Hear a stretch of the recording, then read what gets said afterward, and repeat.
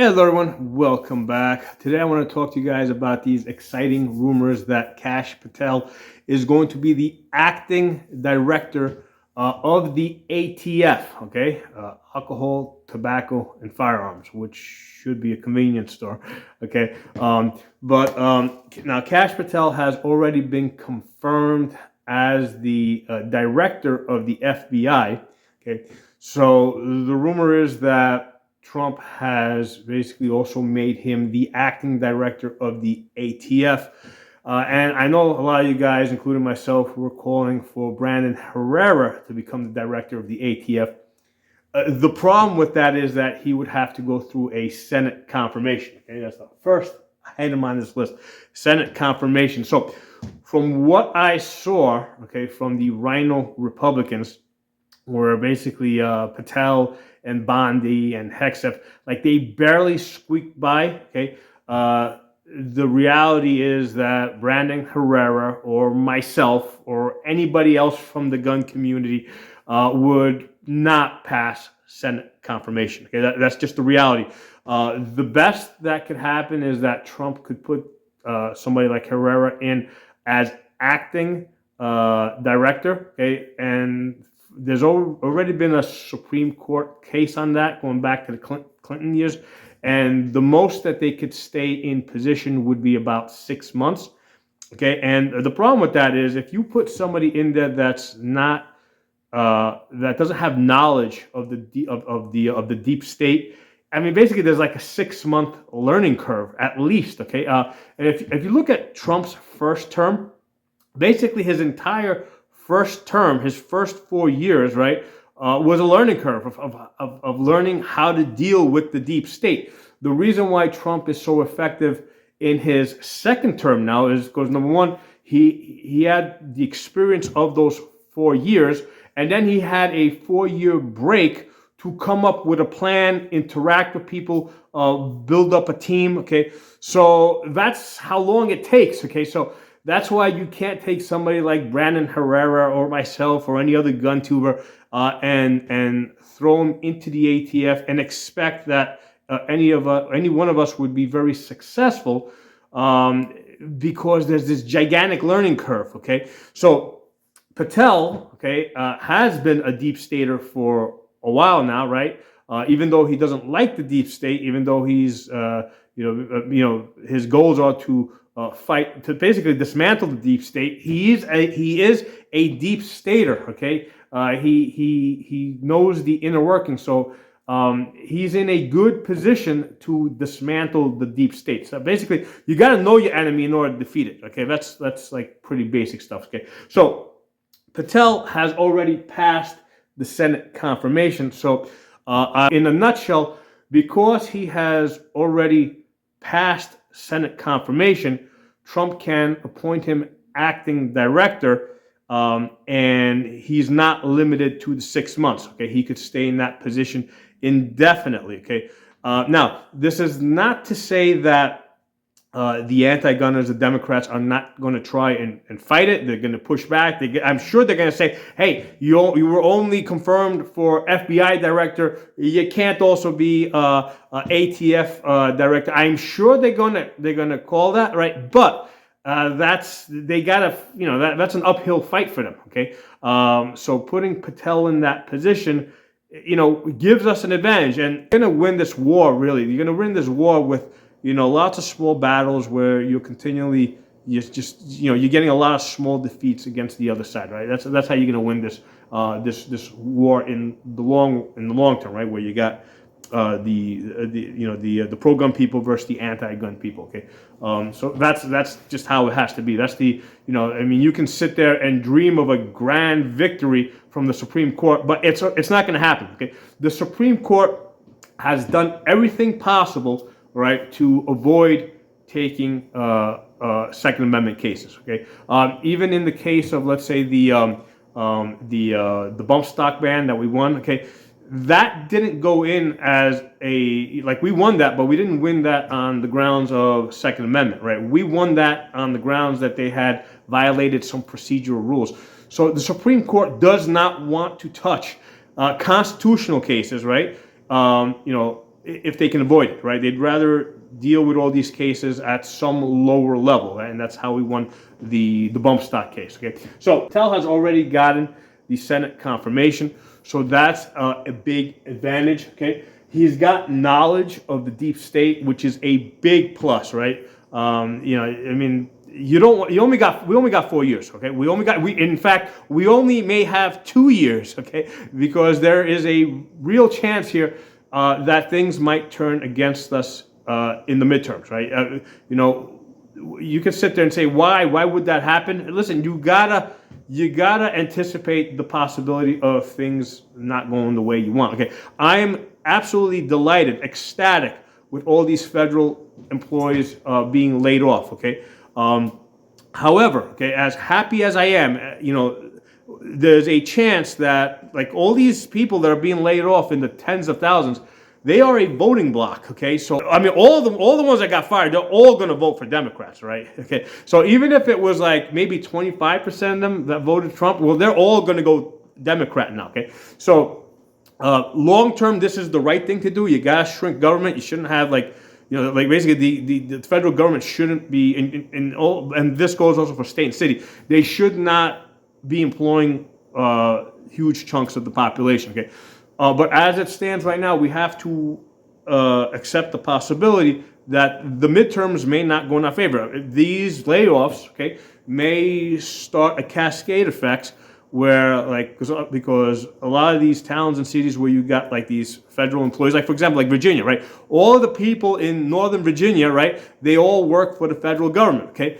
There's going to be a depression in Northern Virginia, which I'm really happy for, okay? All right. Now, hopefully what's going to happen is eventually all these people are going to move out of Northern Virginia, and Virginia is going to turn a solid red, okay? But at the same time, you're going to have property values fall in Northern Virginia, right, as people start vacating, okay? They'll go to Baltimore, New York City, New Jersey.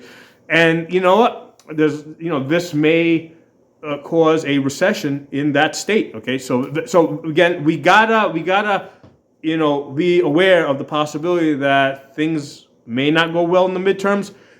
Things may not go well for us in 2028. So we gotta have a backup plan. We gotta move forward in such a way that we can survive. We can make some gains. We can make some permanent gains. Okay, that's what I'm looking for here. I am looking for permanent gains. Getting people out of the federal government to some extent, to a large extent, is a permanent gain because by 2028, the budgets of these agencies, these bureaucracies, are going to be cut back. So even if you get Democrats in power, let's say in 2028, you're not going to have like this gigantic jump in the budget again, right? So they might increase it a little bit, but they're not going to increase it a lot. So that is going to be a permanent gain. It would probably take them 20 to 30 years to get back to 2024 levels. Okay, so anyway, going back to this with Kash Patel, number one, he's Senate confirmed. Number two, he has knowledge of the deep state. Okay. Number three, he is a pro 2A guy, right? And we know this because of his ties with the GOA, right? The Gun Owners of America, right? He has very close ties to him, with them. And in fact, during his confirmation hearing, Democrats were basically trying to dig into that. They were trying to get him to admit that he thinks that restrictions on machine guns are unconstitutional.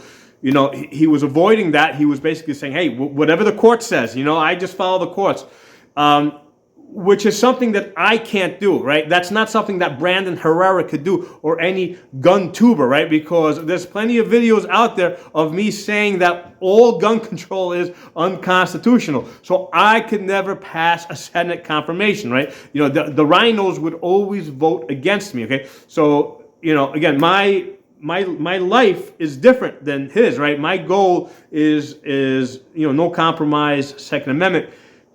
Patel has basically planned and structured his life differently. He has planned his life so that he can pass Senate confirmations. Okay, so Herrera, me, other gun tubers, we have not done that. Okay, so, but the reality is his GOA ties is a very good indication that he is very much pro Second Amendment. Okay, all right. So what would he do as the acting ATF director? Well, number one thing is to turn the ATF back into a bookkeeping agency, right? So we can't just abolish the ATF, right? Because as long as the NFA and the GCA exist, right? Basically, you can't. If you're going to order a gun or firearm or anything online, it has to ship to an FFL. Okay, so in order to do that, you have to the distributor has to be supplied with a valid FFL license, right? With a license. If you can't supply that, right, it's not going to ship. Okay, so somebody needs to exist in order to basically allow gun sellers to get federal firearms licenses so that they can sell guns to you. If the ATF is like just immediately dismantled, right, within a year, you're not going to be able to get a gun from anybody. Nobody's going to be able to transfer a gun to you. Nobody's going to sell you a gun. Okay, so as long as the NFA and the GCA exist, you need an ATF, right? But the ATF can go back to what it was originally, which is a bookkeeping agency. Okay, so what we want to do is get the LEOs, the law enforcement agencies, law enforcement officers out of the ATF, right?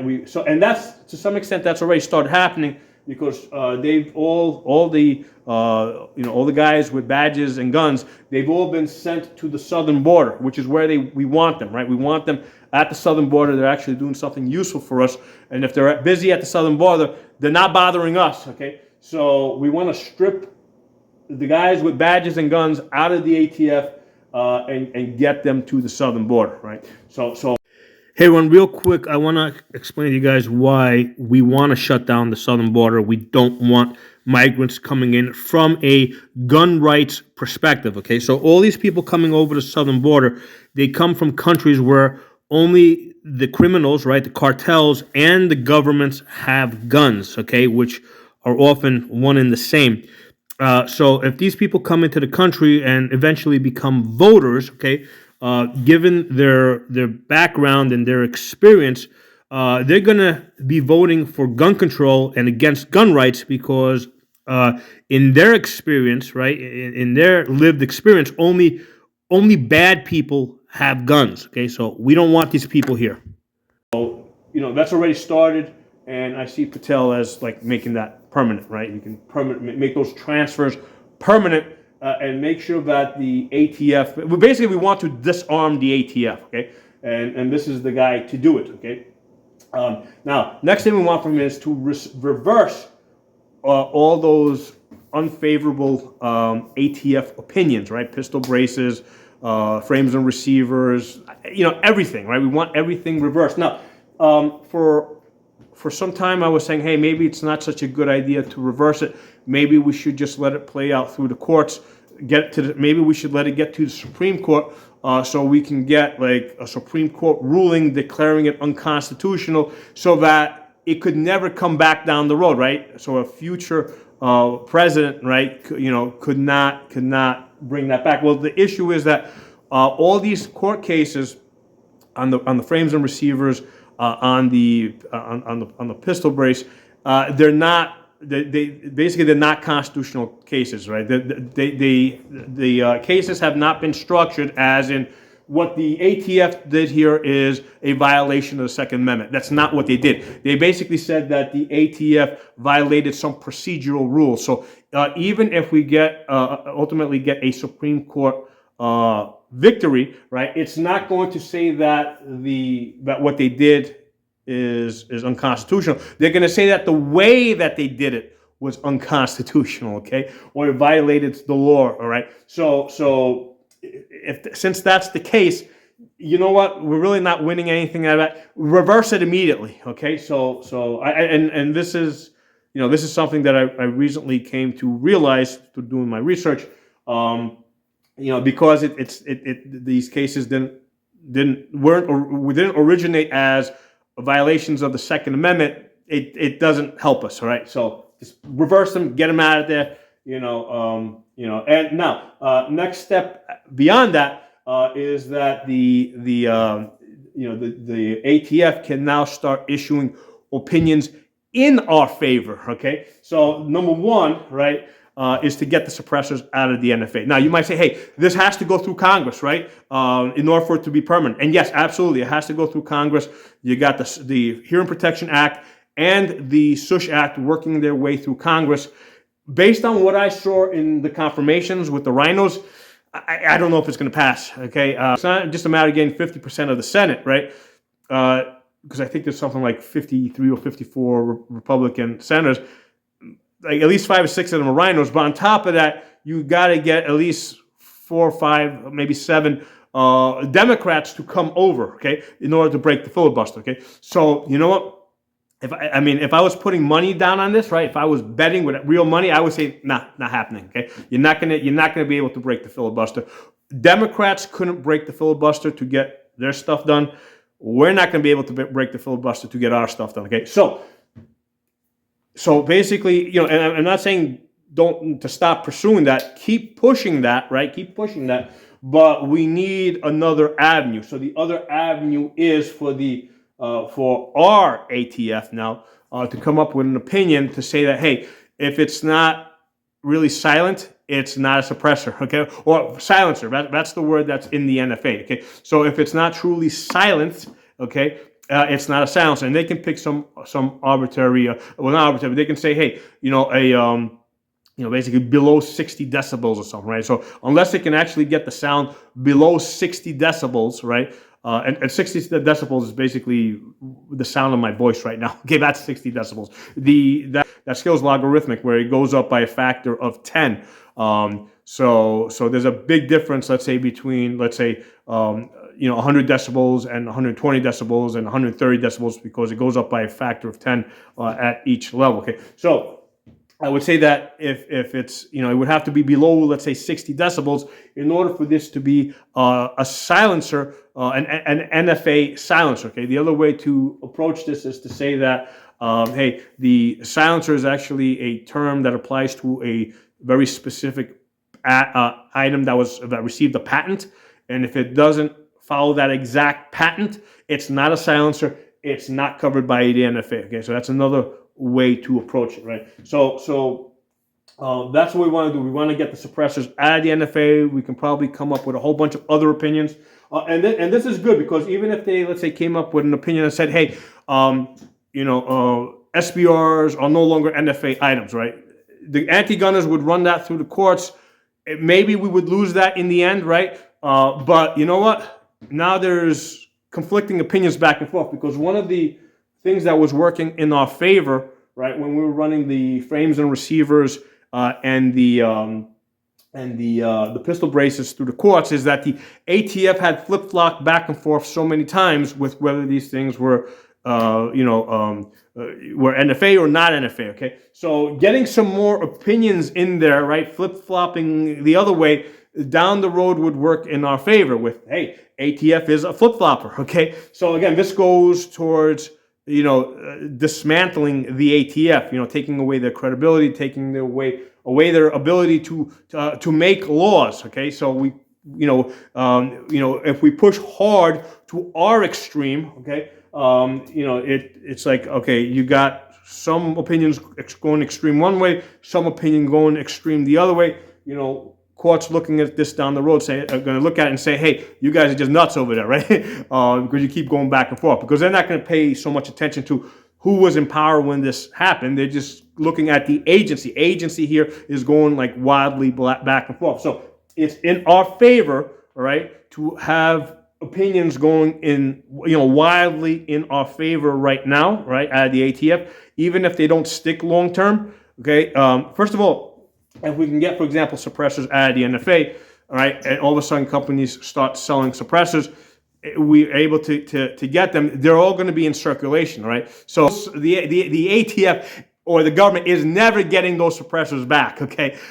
Just like they didn't get the bump stocks back, just like they're not getting anything back. Once it goes out the door, right, and people get them in their hands, the pistol braces, they are never getting them back, okay? They're never getting registered. So what we need to do is we need to get the suppressors to come at least temporarily out of the NFA, and we need to get them shipping out the door, okay, unserialized and into the houses and private inventories, and the private collections of civilians, okay, because this is, long term, this is going to work in our favor, okay, and also short term, right? We want to have these toys, okay, and lastly, what we want from Patel is no enforcement of victimless crimes, okay, so that's basically, if there's no victim, there's no crime, okay, so it doesn't matter whether it's a machine gun case or whatever, if there's no victim, there's no crime, there's no prosecution, right? And well, on top of this, I would like to get his aid, right, and you probably would have to work with the Attorney General, Pam Bondi, on this, to get, basically CRS Firearms, Matt Hoover, Justin Irving, basically get their convictions overturned, right? So that they can get the gun rights back. And also Larry Vickers, he's another guy, victimless crime. Yeah, the guy had whatever, he got machine guns.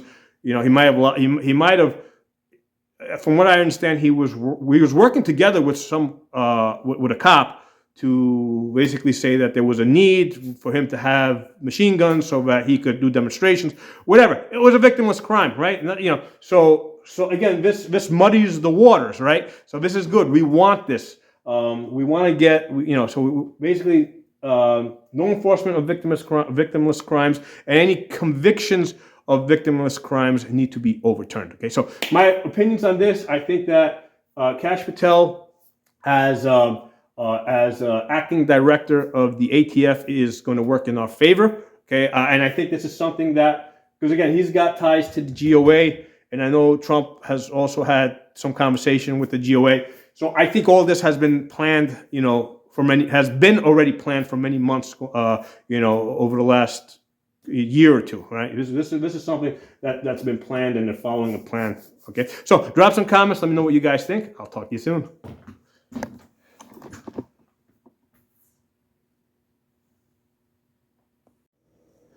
Hey everyone, I wanted to add one more very important thing.